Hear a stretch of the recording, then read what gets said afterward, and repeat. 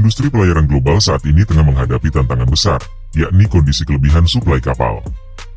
Bagi PT Samudra Indonesia atau SMDR, kondisi ini menjadi ancaman nyata yang dapat berdampak langsung pada kinerja perusahaan. Sebagai pemain besar di industri ini, SMDR memperoleh pendapatan utamanya dari tarif kargo, freight trade. Namun, dengan semakin banyaknya kapal baru yang terus memasuki pasar, tarif kargo menjadi rentan terhadap penurunan yang signifikan. Selamat datang di Bicara Saham. Saya Ale.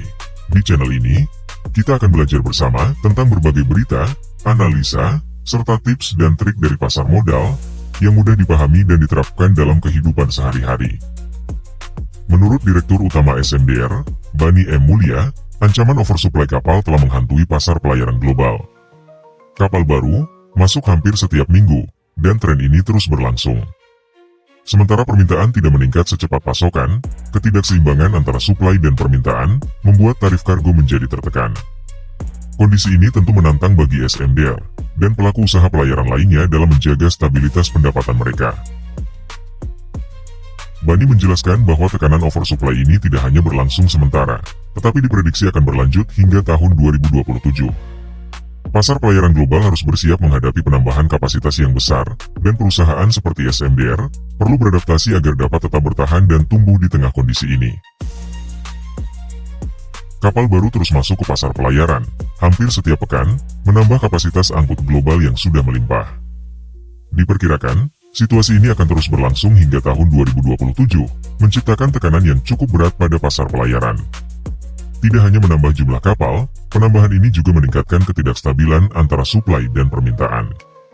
Ketika jumlah kapal terus bertambah namun permintaan tidak bertumbuh sepadan, hal ini akan menciptakan kelebihan kapasitas yang berujung pada penurunan tarif kargo. Bani menegaskan, kondisi ini membuat pelaku usaha pelayaran harus bekerja lebih keras dalam merencanakan strategi dan operasional mereka. Ketidakseimbangan yang berkepanjangan antara suplai dan permintaan jelas memberi tekanan pada tarif kargo, yang menjadi salah satu penentu utama pendapatan. Maka dari itu, SMDR perlu mengambil langkah antisipatif agar dapat bertahan dalam kondisi pasar yang semakin kompetitif ini.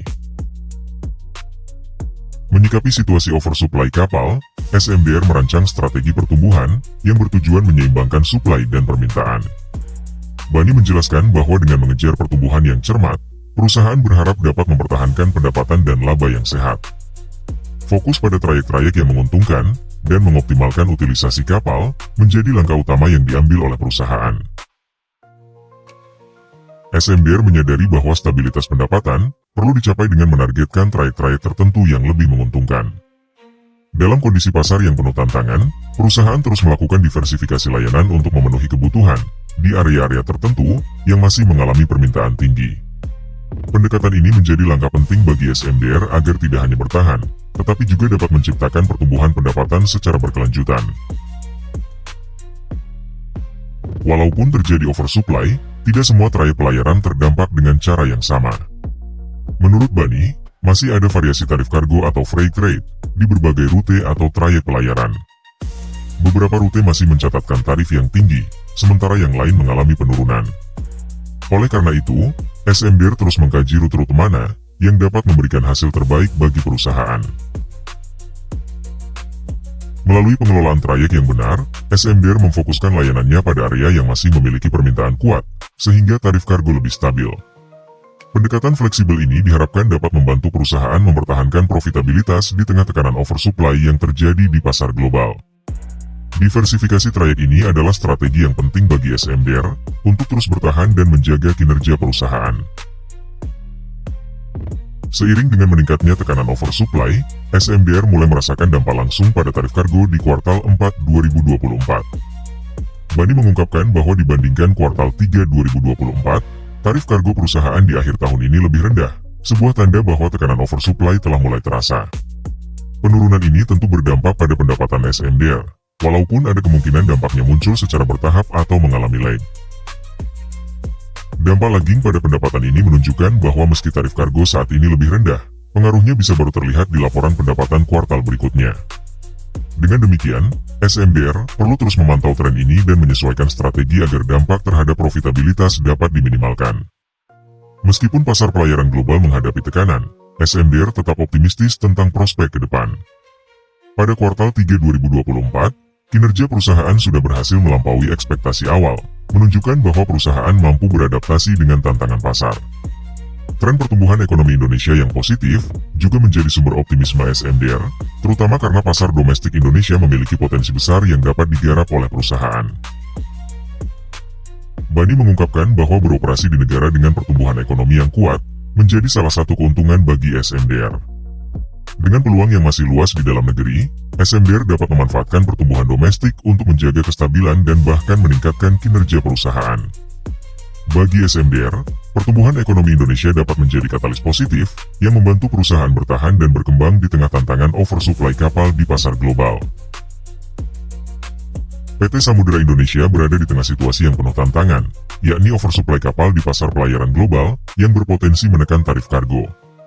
Dengan strategi pertumbuhan yang difokuskan pada keseimbangan suplai dan permintaan, diversifikasi trayek, dan optimisme terhadap peluang di pasar domestik, SMDR berharap dapat menghadapi situasi ini dengan kuat.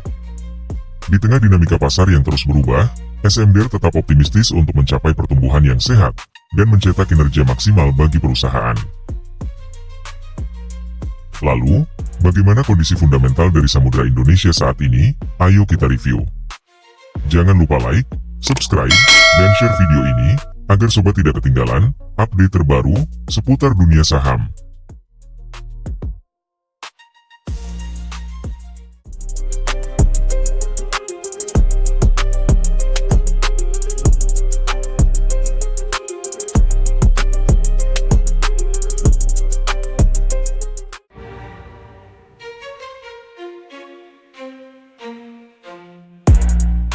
Di sisi lain, kepemilikan saham PT Samudera Indonesia semakin menggeliat. Data terbaru menunjukkan bahwa PT Samudera Indonesia Tangguh menggenggam kendali mayoritas perusahaan pelayaran nasional ini dengan porsi kepemilikan mencapai 57,98%. Angka fantastis ini setara dengan 9.494 juta lembar saham. Di sisi lain, publik hanya menguasai 20,03% atau 3.280.046.300 lembar saham. Lantas, siapa sebenarnya sosok atau entitas di balik PT Samudera Indonesia Tangguh ini? Keterbukaan informasi mengenai pemegang saham pengendali perlu digali lebih dalam untuk memastikan tidak ada konflik kepentingan atau potensi manipulasi pasar yang merugikan investor. Konsentrasi kepemilikan saham di tangan PT Samudera Indonesia Tangguh memunculkan sejumlah pertanyaan.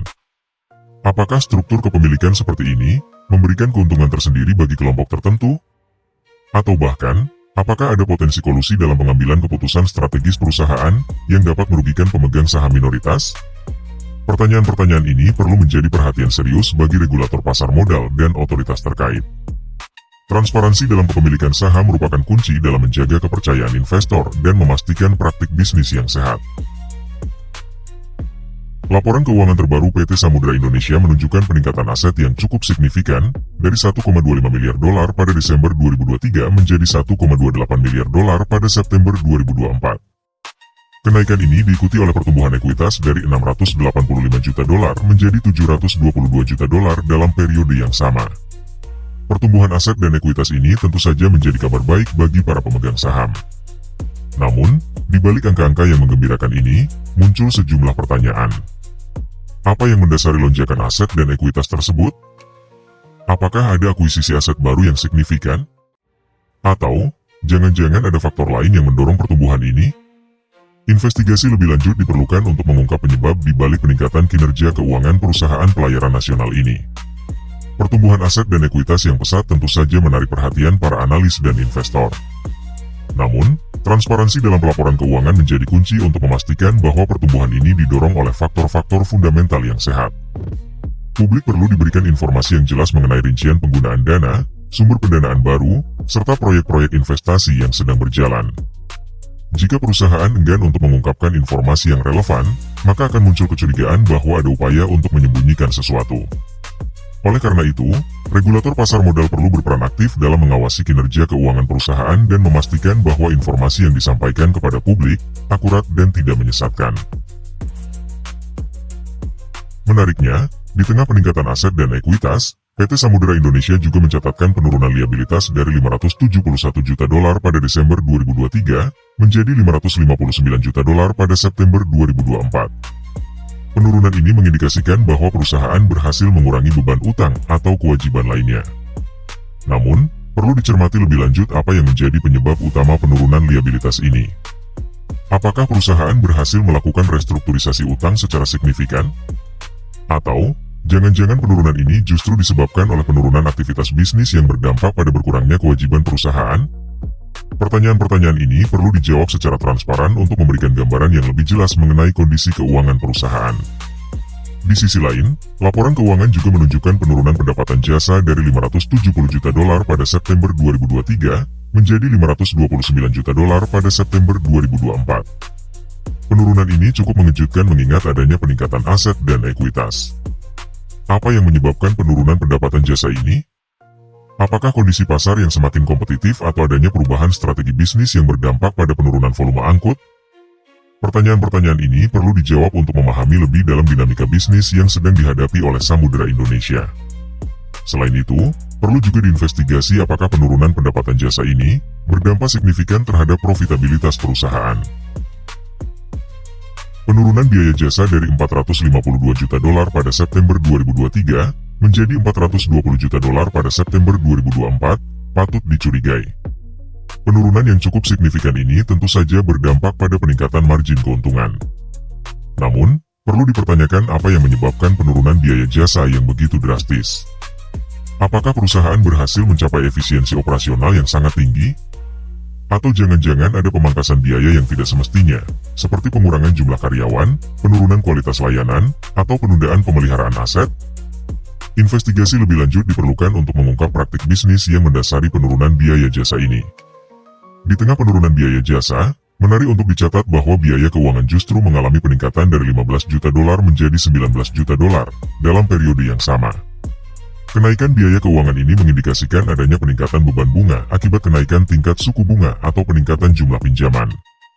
Pertanyaannya adalah, mengapa perusahaan perlu meningkatkan utangnya di tengah kondisi ekonomi yang masih belum sepenuhnya pulih? Apakah peningkatan utang ini terkait dengan upaya restrukturisasi utang yang lebih baik? Atau justru perusahaan semakin bergantung pada utang untuk membiayai operasionalnya? Jawaban atas pertanyaan-pertanyaan ini akan memberikan gambaran yang lebih jelas mengenai kesehatan keuangan jangka panjang perusahaan.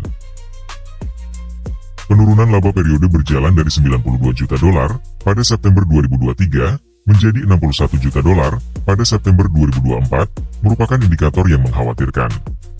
Penurunan laba yang signifikan ini menunjukkan adanya perlambatan dalam kinerja bisnis perusahaan. Pertanyaannya adalah, apa yang menjadi penyebab utama penurunan laba ini? Apakah penurunan ini disebabkan oleh faktor-faktor internal, seperti penurunan efisiensi operasional atau kesalahan dalam pengambilan keputusan strategis? Ataukah ada faktor eksternal seperti kondisi ekonomi yang melambat atau persaingan yang semakin ketat? Investigasi lebih lanjut diperlukan untuk mengungkap akar masalah dari penurunan laba ini. Rincian laba yang menunjukkan bahwa laba entitas induk sebesar 41 juta dolar dan laba non-pengendali sebesar 20 juta dolar pada September 2024 juga perlu diperhatikan.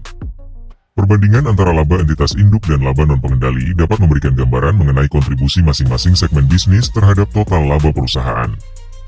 Pertanyaannya adalah, apakah proporsi laba non-pengendali yang cukup besar mengindikasikan bahwa perusahaan terlalu bergantung pada kinerja anak perusahaan? Atau justru menunjukkan bahwa perusahaan berhasil melakukan diversifikasi bisnis yang efektif? Selain itu, perlu juga diinvestigasi apakah terdapat perbedaan yang signifikan dalam kinerja masing-masing segmen bisnis. Angka return on asset sebesar 4,31% pada September 2024 mengindikasikan bahwa setiap dolar aset yang dimiliki oleh PT Samudera Indonesia hanya menghasilkan laba sebesar 4,31 dolar. Angka ini perlu dibandingkan dengan periode sebelumnya dan dengan rata-rata industri untuk mengetahui apakah perusahaan masih mampu menghasilkan laba yang memadai dari aset yang dimiliki. Penurunan return on asset dibandingkan periode sebelumnya bisa menjadi sinyal bahwa efisiensi penggunaan aset perusahaan mulai terkikis. Pertanyaan yang muncul adalah, apa yang menyebabkan penurunan efisiensi ini? Apakah ada masalah dalam pengelolaan aset atau adanya persaingan yang semakin ketat di industri pelayaran yang menekan margin keuntungan perusahaan? Sementara itu, angka return on equity sebesar 10,69% menunjukkan bahwa setiap dolar modal yang diinvestasikan oleh pemegang saham menghasilkan laba sebesar 10,69 dolar.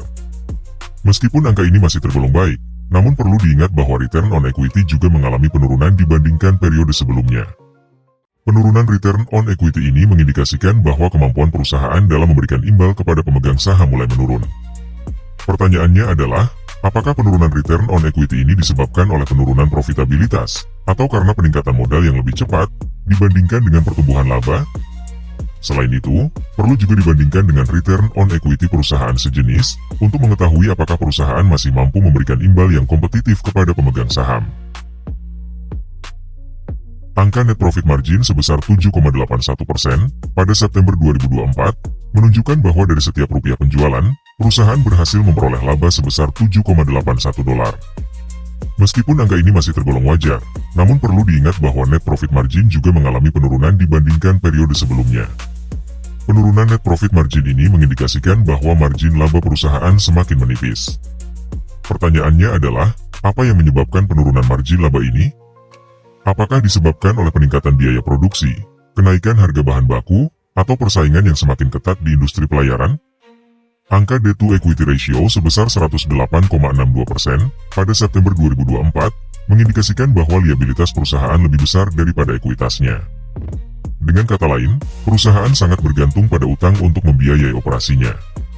Tingginya rasio debt to equity ratio ini tentu saja meningkatkan risiko keuangan perusahaan, karena perusahaan akan kesulitan melunasi utangnya jika terjadi penurunan kinerja. Pertanyaannya adalah, mengapa perusahaan memiliki tingkat utang yang begitu tinggi? Apakah perusahaan sedang melakukan ekspansi bisnis yang agresif? Atau justru perusahaan kesulitan menghasilkan arus kas yang cukup untuk membayar utangnya? Angka arus kas dari aktivitas operasi sebesar 93 juta dolar pada September 2024 menunjukkan bahwa perusahaan berhasil menghasilkan aliran kas positif dari kegiatan operasionalnya. Ini merupakan sinyal yang positif, mengindikasikan bahwa perusahaan mampu mengelola operasionalnya secara efisien dan menghasilkan uang tunai dari kegiatan utamanya. Namun, perlu diingat bahwa angka ini perlu dianalisa lebih dalam. Apakah peningkatan arus kas operasi ini terjadi karena peningkatan penjualan, penurunan biaya operasional, atau kombinasi keduanya? Jika peningkatan ini semata-mata karena penurunan biaya operasional, maka perlu diwaspadai potensi penurunan kualitas produk atau layanan yang dapat berdampak negatif pada jangka panjang. Arus kas yang digunakan untuk aktivitas investasi sebesar 82 juta dolar pada September 2024 mengindikasikan bahwa perusahaan telah melakukan investasi yang cukup besar dalam aset tetap atau aset lainnya. Investasi ini bisa berupa pembelian kapal baru atau akuisisi perusahaan lain. Namun, perlu diingat bahwa investasi yang besar tidak selalu berarti positif.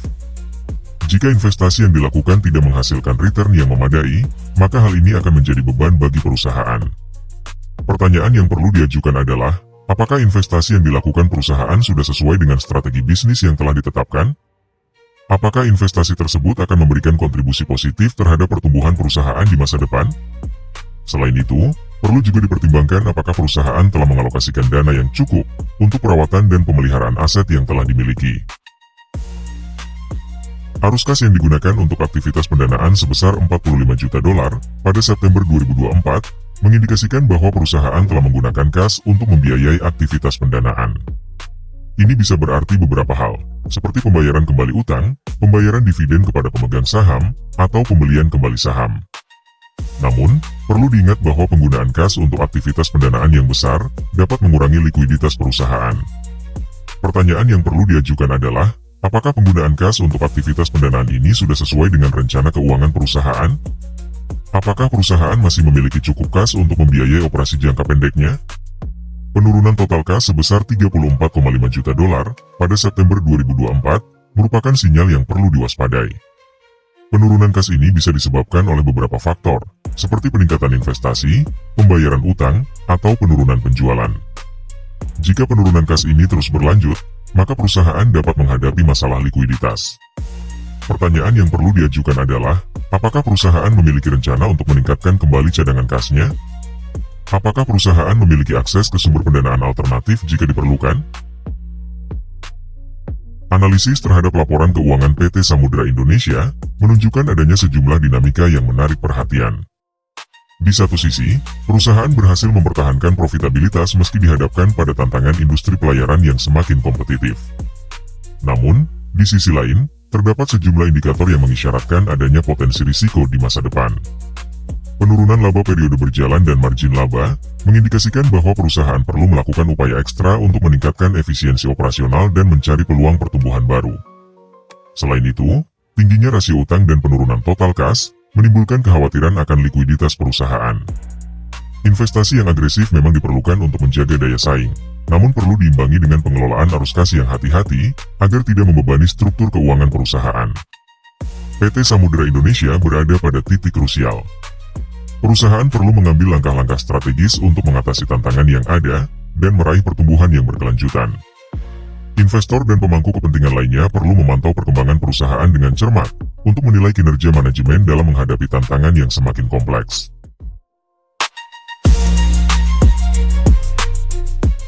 Sobat, sampai di sini video kita kali ini. Bagaimana?